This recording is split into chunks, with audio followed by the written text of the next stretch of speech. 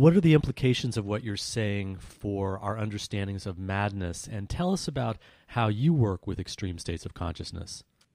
Well, the reason I use the word extreme states is because medicine, for me, when it comes to many things like allergies and when it comes to things like extreme states or psychotic phenomena, whatever they want to call it, is in a pre-scientific phase. By that, I mean that people just don't know what it is, and most of the medicines are oriented, as almost everyone knows, towards calming people down and trying to make them more reasonable, even though it doesn't always work very well. So I use the word extreme state to be more scientific because it's just that the states that you're in when you're in an extreme state are states everyone goes through a little bit. They're statistically not quite as prevalent as other states. So calling them sick doesn't make any sense to me. They're states that we all go through, though people who go through extreme, so-called extreme states, stay in those states longer or go through them more often. But they're absolutely unto themselves normal states of consciousness. It's just that some people have more of them than others. So even though some people are in these states to a larger degree or they stay in them longer, everyone goes through moments when they're suicidal or they're experiencing paranoia or they're in some kind of other reality or having some kind of experience that for a moment could be considered psychotic. That's absolutely right. Everyone is depressed and feels low sometimes. Everybody gets manic.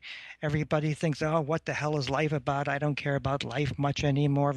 That is a very, very common, especially in the dark periods of the year, that's a very common thought. That's why I call that people in so-called extreme states show the states other people don't really like to look at very much or work on. And so because others want to marginalize those states become marginal, and the people who go through those states get marginalized. And marginalized means looked down upon. Oh, you're weird and you're crazy, you're sick or something like that. And that doesn't work for me. And why do you think that those experiences and the people that go through them get pushed to the sides in society? Is it out of fear? Is it out of people being afraid of looking at those parts in themselves? Yes, and yes. It's because culture says, in a given culture, we say, we are this, we are not that.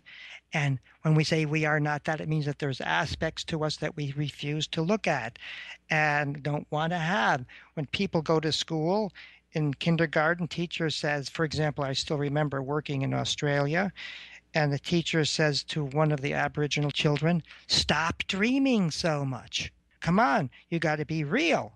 So suddenly dreaming and the culture of dreaming and fantasy and what have you becomes marginal, and the people become marginalized.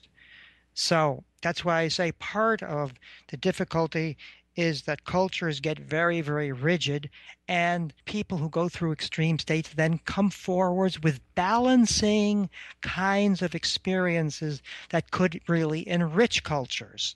But you have to have a culture that's really open-minded to understand that, and that's, of course, my great hope.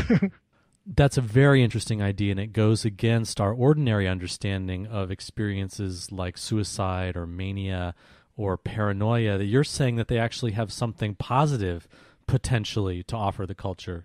Will they have, that's why I call it the city, in my book, the city shadow, that these people are shadows of they have, that these are people who have experiences that could be very important for the mainstream cultures to pick up on and look into. Spiritual experiences, far out playful experiences, scary experience, demons and all that sort of stuff that's just sort of pushed away, and the mainstream cultures need that more.